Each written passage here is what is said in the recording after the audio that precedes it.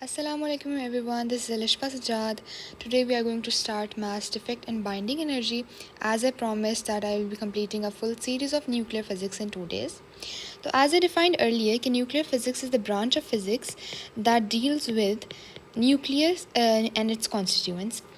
So I'm not writing it again, nucleus and constituents. अब हमने क्या पढ़ना है कि एक न्यूक्लियस को बनाने के लिए कितनी एनर्जी रिक्वायर्ड है और उसको तोड़ने के लिए कितनी एनर्जी रिक्वायर्ड है और क्या कुछ ऐसा होता है कि एनर्जी लॉसेस भी होते हैं। तो हम वो सारा कुछ आज पढ़ेंगे। एक क्वेश्चन है जिसका आंसर भी हम लोग आज देंगे कि न्यूक्लियस अगर एक प्रोटॉन हो 10, फॉर एग्ज़ाम्पल मैं ऐसे ही एक एग्ज़ाम्पल ले रही हूँ, 10 का और एक न्यूट्रॉन हो 10 का, तो इनको जब मिलना चाहिए तो एक 20 का एक न्यूक्लियस बनना चाहिए, मास का 20 kg का न्यूक्लियस बनना चाहिए। लेकिन होता ये है कि एक 10 का प्रोटॉन और एक 10 का न्यूट्रॉन जब मिलता है तो ये 20 kg का न्यूक्लियस नहीं बनाता, ये 20 से कम का न्यूक्लियस बनता है। तो ऐसा क्यों होता है? एनर्जी जो है वो कहाँ जाती है, मास जो है वो कहाँ जाता है, किधर लॉस, क्या कोई लॉस होता है या क्या ये एनर्जी जो है ये प्रोटॉन खुद एब्जॉर्ब कर लेते हैं, न्यूट्रॉन एब्जॉर्ब कर लेते हैं, या कोई और ऐसी चीज़ प्रेजेंट है जो एनर्जी गेन कर लेती है। तो इन सब चीज़ों के आंसर हम लोग आज देखेंगे। So let's start without wasting a second.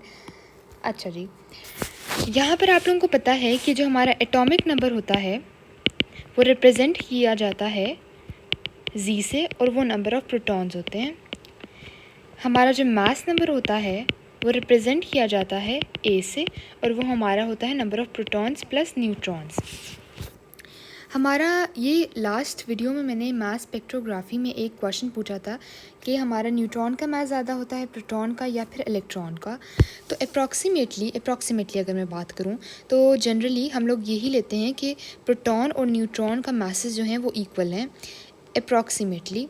लेकिन अगर हम लोग स्ट्रिक्टली बात करें कि नहीं भाई हमें बिल्कुल स्ट्रिक्ट होकर बात करनी है, तो फिर हम लोग न्यूट्रॉन का मास जो है वो प्रोटॉन से ज़्यादा लेते हैं। और ऐसा होता है, न्यूट्रॉन का मास जो है वो प्रोटॉन से ज़्यादा होता है in if you are strictly talking.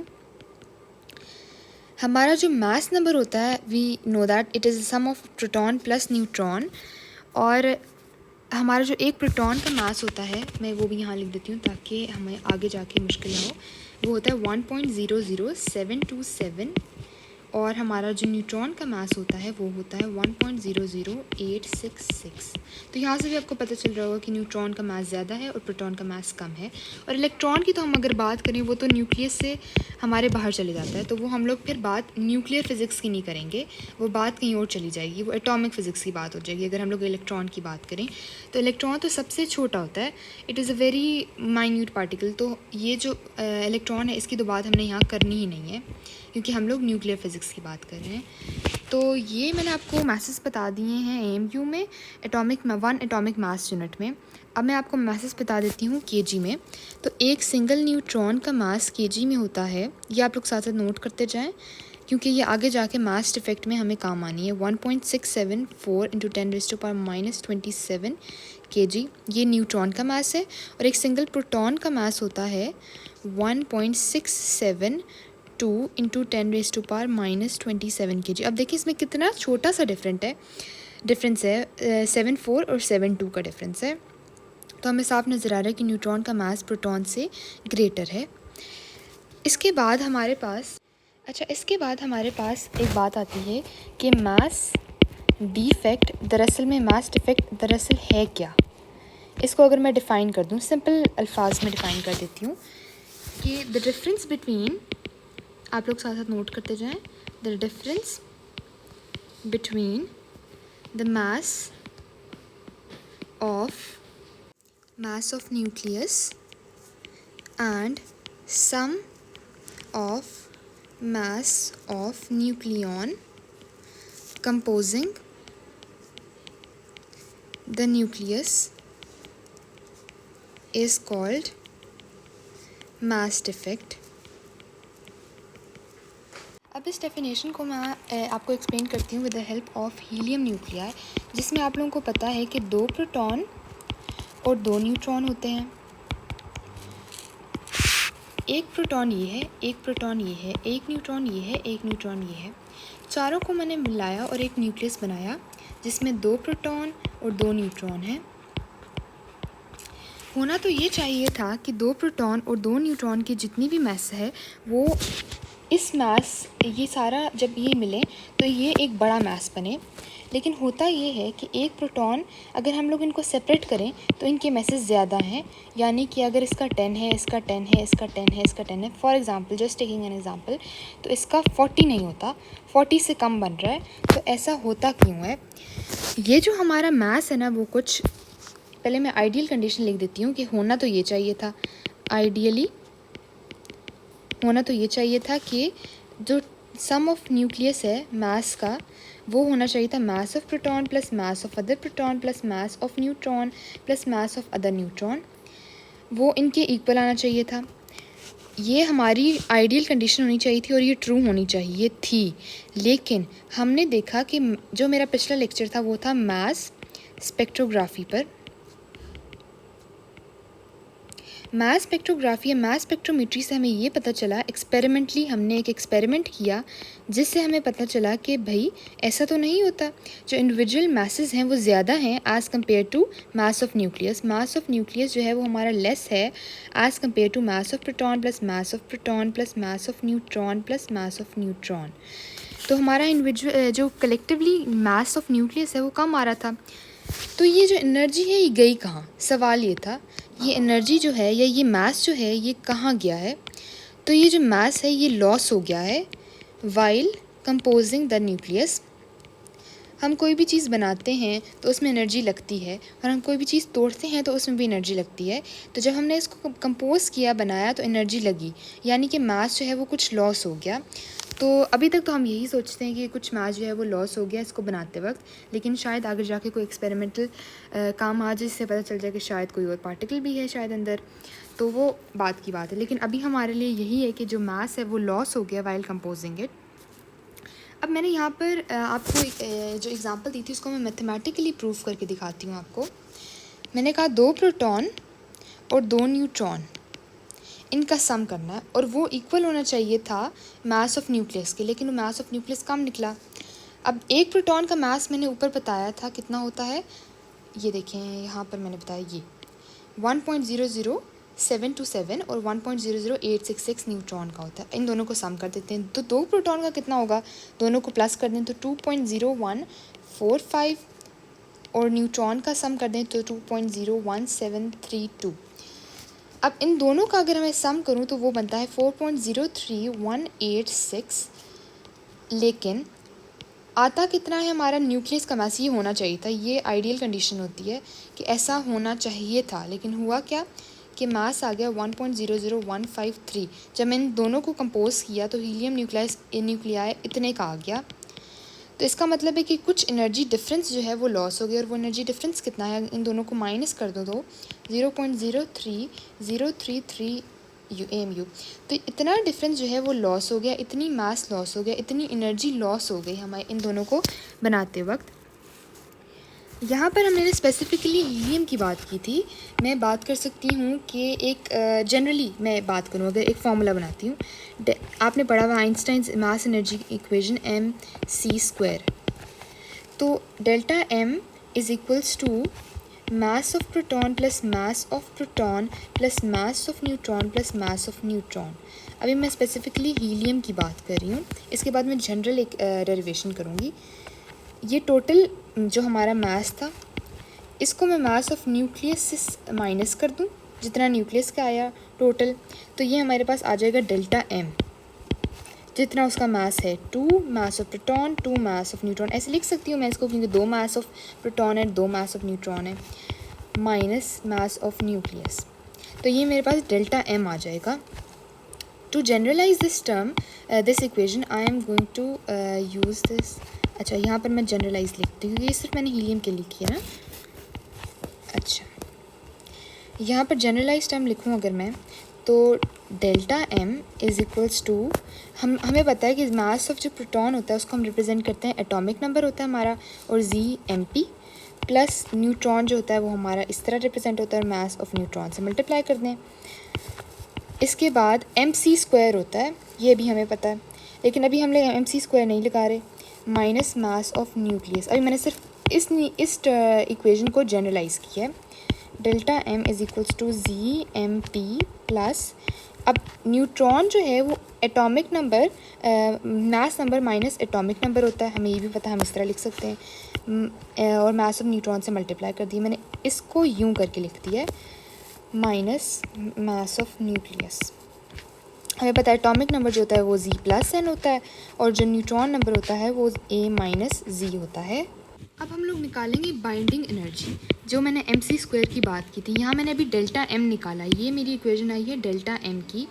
Binding energy की क्या इक्वेशन है, वो है डेल्टा एम सी स्क्वायर, क्योंकि E is equals to M C square होता है।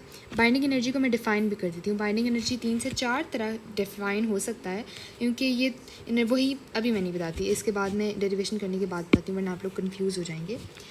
तो डेल्टा एम की जगह मैं ऊपर वाली वैल्यू पुट कर देती हूँ, Z M P plus N M N minus M nucleus. ये जो ऊपर बिल्कुल डेल्टा एम वाली सेम मैंने पुट कर दी, इसमें कोई मुश्किल बात नहीं है। और सी स्क्वायर जो यहाँ था मैंने इससे मल्टीप्लाई कर दी और डेल्टा एम की वैल्यू लगा दी। तो बाइंडिंग एनर्जी की ये इक्वेशन मेरे पास आ चुकी है। इसके बाद मैं आपको बाइंडिंग एनर्जी को डिफ़ाइन कर देती हूँ, ताकि आप लोगों की कॉन्सेप्ट क्लैरिटी हो जाए। बाइंडिंग एनर्जी को मैं 3 तरीके से डिफ़ाइन कर सकती हूँ। पहला तरीका ये है कि बाइंडिंग एनर्जी वो एनर्जी है जो हमारी एक न्यूक्लियस को स्प्लिट करने में, इसकी कॉन्स्टिट्यूएंट्स में स्प्लिट करने में यूज़ होती है। अब कॉन्स्टिट्यूएंट्स मैंने आपको बताया था प्रोटॉन और न्यूट्रॉन होते हैं, या न्यूक्लियॉन नंबर होता है। न्यूक्लियॉन हमारे क्या होते हैं, सम ऑफ प्रोटॉन प्लस न्यूट्रॉन जो हमारे होते हैं वो न्यूक्लियॉन होता है। अगर मैं कहती हूँ कि मैंने एक न्यूक्लियस में से एक न्यूक्लियॉन बाहर निकाल दिया है, तो इसका मतलब है कि मैंने एक प्रोटॉन या एक न्यूट्रॉन बाहर निकाल दिए। तो न्यूक्लियॉन जो है वो कॉन्स्टिट्यूएंट्स का नाम है, इसके अंदर जो भी चीज़ें प्रेजेंट होती हैं। तो बाइंडिंग एनर्जी को मैं डिफ़ाइन करती जाती हूँ। पहली डेफिनेशन ये हो सकती है कि the energy required to split the nucleus into its constituents and place them at infinite distance from each other।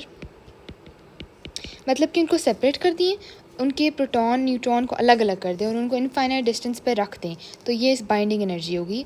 यानी कि मैंने 4 प्रोटॉन 4 न्यूट्रॉन को अलग अलग कर दिया और उनको सेपरेट इनफाइनाइट डिस्टेंस पे रख दिया कि एक दूसरे से एनर्जी या बाइंडिंग ना कर सकें। दूसरी डेफिनेशन बाइंडिंग एनर्जी की ये हो सकती है कि the energy that holds the nucleus together inside an atom। अच्छा, यहाँ पर आप इसको इस तरह से भी कह सकते हैं, the energy that holds the nucleons inside a nucleus. इस तरह कहें तो ज़्यादा बेहतर है कि वो एनर्जी जो एक प्रोटॉन एक न्यूट्रॉन को, ये हीलियम न्यूक्लियर की बात करें, या फिर किसी भी एटम में किसी भी एलिमेंट में एक प्रोटॉन्स और न्यूट्रॉन्स को इकट्ठा रखने के लिए जो एनर्जी चाहिए वो होती है बाइंडिंग एनर्जी। आप लोग जानते हैं कि इसको अगर मैं तोड़ना चाहूँ तो वो एनर्जी भी हमारी बाइंडिंग एनर्जी ही कहलाएगी, क्योंकि जितनी एनर्जी किसी चीज़ को बनाने में लगती है उतनी ही एनर्जी उस चीज़ को सेपरेट या तोड़ने में लगती है। तो energy associated with the mass defect of a nucleus, इसको इस तरह से भी डिफ़ाइन किया जा सकता है।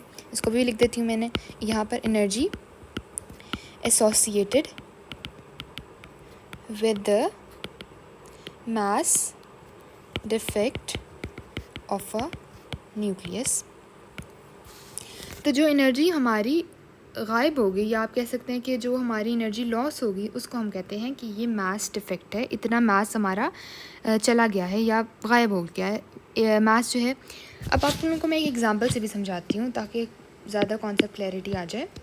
कि अगर 4 लोग हैं सेपरेट, एक प्रोटॉन है, एक न्यूट्रॉन है, ये 4 लोग हैं, आप समझ लें 4 लोग अलग अलग रूम्स में रह रहे हैं और उनकी अपनी हैबिट्स हैं, तो वो लोग उस हैबिट्स को कंटिन्यू कर सकते हैं। फॉर एग्जांपल, अगर ये लाइट ऑन करके सोता है और ये लाइट ऑफ़ करके सोता है, ये रात को टीवी देखता है, ये रात को खाना खाता है, तो इन लोगों की 4 अपनी अपनी हैबिट्स हैं। अब मैं चाहती हूँ कि इनको एक हॉस्टल के कमरे में बंद कर दूँ, जो कि एक न्यूक्लियस है। उस हॉस्टल के कमरे में जब मैं इनको बंद कर देती हूँ तो इनको अपनी हैबिट्स में से कुछ हैबिट्स सेक्रीफाइस करनी पड़ेंगी एक दूसरे के लिए। यानी कि अगर ये लाइट ऑन करके सोते तो इसको दूसरे के लिए लाइट ऑफ़ करना पड़ेगा। तो जो इन्होंने सेक्रीफाइस किया है ना, वो इनका मास डिफेक्ट है। जो इन्होंने चीज़ें अपनी छोड़ दी हैं, सेक्रीफाइस कर दी है, इनके पास पहले थी और इन्होंने वो सेक्रीफाइस किया, तो वो हमारा कहलाता है मास डिफेक्ट। तो यहाँ तक तो आई होप कि सारी बातें समझ में आ गई होंगी। यहाँ पर तक कोई क्वेश्चन है तो वो ज़रूर कमेंट सेक्शन में पूछें, मैं रिप्लाई करने की कोशिश करूँगी। इसके बाद हमारा छोटा सा टॉपिक है, दैट इज़ बाइंडिंग एनर्जी पर न्यूक्लियन। वो भी मैं भी एक्सप्लेन करती हूँ in 2 minutes. I am taking a 2 minutes break. तो तब तक आप लोग ये लेक्चर नोट कर लें, रिवाइंड करके देख लें। कोई क्वेश्चन है तो अभी कमेंट सेक्शन में कर दें। और इससे पिछले लेक्चर देखना मत भूलिएगा, mass spectrography, which is a very important lecture, जिसकी बेसिस से सारे एक्सपेरिमेंट्स हुए हैं। तो डू वॉच दैट लेक्चर। अभी मैं 2 मिनट के बाद ये स्टार्ट करती हूँ। जी welcome back, let's start again. Binding energy पर न्यूक्लियन। अब आपको न्यूक्लियन पता है क्या होता है? एक प्रोटॉन एक न्यूट्रॉन, जो भी कॉन्स्टिट्यूएंट्स प्रेजेंट है उसके अंदर, उसको मैं कंबाइन अगर एक सम नाम दूं तो वो न्यूक्लियन होगा। और बाइंडिंग एनर्जी आपको पता है, उसको जोड़ के रखने वाली जो एनर्जी है या उसको तोड़ने के लिए जो एनर्जी चाहिए। तो बाइंडिंग एनर्जी पर न्यूक्लियन क्या होता है? इसको हम लोग पैकिंग फ्रैक्शन भी कहते हैं। पैकिंग फ्रैक्शन, इसको मैं डिफाइन करती जाती हूँ। द अमाउंट ऑफ एनर्जी, आप लोग साथ साथ नोट ज़रूर करें। The amount of energy required to liberate a single nucleon. अब मैं ये भी बताऊंगी कि मैं एक सिंगल न्यूक्लियन की बात क्यों कर रही हूँ। Is called binding energy per nucleon. एक सिंगल न्यूक्लियन को उसके न्यूक्लियस से बाहर निकालने के लिए जो एनर्जी चाहिए वो है बाइंडिंग एनर्जी पर न्यूक्लियन। और इसको जोड़े रखने के लिए जो एनर्जी चाहिए वो भी बाइंडिंग एनर्जी पर न्यूक्लियन है। यहाँ पर बाइंडिंग एनर्जी पर न्यूक्लियन का फॉर्मूला लिखती जाती हूँ। बाइंडिंग एनर्जी पर nucleon is equals to binding energy divided by per nucleon लिखना ज़रूरी है, divided by the mass number. अब मास नंबर मैंने यहाँ क्यों लिया, हालांकि पर न्यूक्लियन है? तो आप लोग कमेंट सेक्शन में बताएं कि मास नंबर मैंने यहाँ पर क्यों लिया है। मैं वेट करती हूँ 2 मिनट, आप लोग आंसर लिखें। जी, तो मास नंबर मैंने यहाँ पर इसलिए लिया है क्योंकि मैंने पर न्यूक्लियन की बात की है। और न्यूक्लियन में क्या आता है? प्रोटॉन और न्यूट्रॉन। और मास नंबर क्या होता है? सम ऑफ प्रोटॉन प्लस न्यूट्रॉन। तो इसीलिए मैंने यहाँ पर मास नंबर लिया है, बाइंडिंग एनर्जी पर न्यूक्लियन। तो ये मैं सारे न्यूक्लियस के अंदर की चीज़ों को सेपरेट करने की बात नहीं करी। मैं उसमें से एक न्यूट्रॉन या एक प्रोटॉन या यहाँ से एक न्यूट्रॉन निकालने की बात कर रही हूँ, मैं सबको सेपरेट नहीं कर रही यहाँ से। तो बाइंडिंग एनर्जी पर न्यूक्लियन क्या है? एक को निकालने के लिए जो बाइंडिंग एनर्जी है। यहाँ पर मेरे पास एक फॉर्मूला है जो कि है बाइंडिंग एनर्जी, ये आपको विजिबल नहीं होगा, बाइंडिंग एनर्जी पर न्यूक्लियन जो है वो हमारा डायरेक्टली प्रोपोर्शनल है स्टेबिलिटी के। अच्छा, यहाँ पर हम लोगों को पता है कि स्टेबिलिटी जो है वो बाइंडिंग एनर्जी पर डिपेंड क्यों कर रही है। इसकी मैं एक एग्जांपल देखो आपको समझाती हूँ कि फॉर एग्जांपल मेरे पास एक न्यूक्लियस है, एक एटम है या एक एलिमेंट ले लेती हूँ मैं, नियॉन है जिसका है 2010, और एक मेरे पास है बिस्मथ जिसका है 209 और 83। जो हमारा नियॉन है इसकी जो एनर्जी होती है बाइंडिंग एनर्जी वो है 1606, और जो हमारी बिस्मथ की बाइंडिंग एनर्जी होती है वो हमारी है 1640। देखने से आपको ये लग रहा है, तो जो हमारी नियॉन की एनर्जी है बाइंडिंग एनर्जी वो है 1606 और बिस्मथ की है 1640। देखने से आपको लग रहा होगा कि 1640 जो है वो ज़्यादा है और 1606 कम है, तो नियॉन जो है वो कम स्टेबल है और बिस्मथ जो है वो ज़्यादा स्टेबल है। लेकिन होता ये है कि बाइंडिंग एनर्जी पर न्यूक्लियन इस तरह से नहीं निकाली जाती। स्टेबिलिटी को अगर आप यहाँ गौर फरमाएं कि स्टेबिलिटी मैंने लिखा कि बाइंडिंग एनर्जी पर न्यूक्लियन पर डिपेंड करती है, यानी कि वो बाइंडिंग एनर्जी खाली बाइंडिंग एनर्जी पर डिपेंड नहीं करी। तो इसको डिवाइड करेंगे हम लोग फ्रॉम दी, इसका जो मास नंबर है दैट इज़ 20 और इसका जो मास नंबर है दैट इज़ 209। तो ये approximately I do not have calculated now, तो ये आई गेस 8 बनता है और ये अप्रॉक्सीमेटली 7.8 बनता है। तो क्लियरली यहाँ से नज़र आ रहा है कि नियॉन की बाइंडिंग एनर्जी पर न्यूक्लियन ज़्यादा है एज़ कम्पेयर टू बिस्मथ। तो कौन सा यहाँ से ज़्यादा स्टेबल हुआ, दैट इज़ नियॉन। तो यहाँ से आप देख के नहीं बता सकते थे कि कौन सा ज़्यादा स्टेबल है। तो neon is more stable than bismuth due to its binding energy पर न्यूक्लियन। जिसका एटॉमिक नंबर जिसका मास नंबर ज़्यादा होगा उसकी स्टेबिलिटी कम होगी, ये हम देखते जा रहे हैं। और इसका एक ग्राफ हमारे बुक में है, तो वो अगर आपको ना समझ आए तो कमेंट सेक्शन में ज़रूर बताएं, मैं वो भी एक्सप्लेन कर दूँगी, लेकिन वो इतना कोई मुश्किल ग्राफ नहीं है। तो thank you so much for watching till here. Do comment, like, share and subscribe to my channel. This makes me motivated to make more videos. Thank you so much for watching. This is Alishba Sajjad signing off. Allah Hafiz.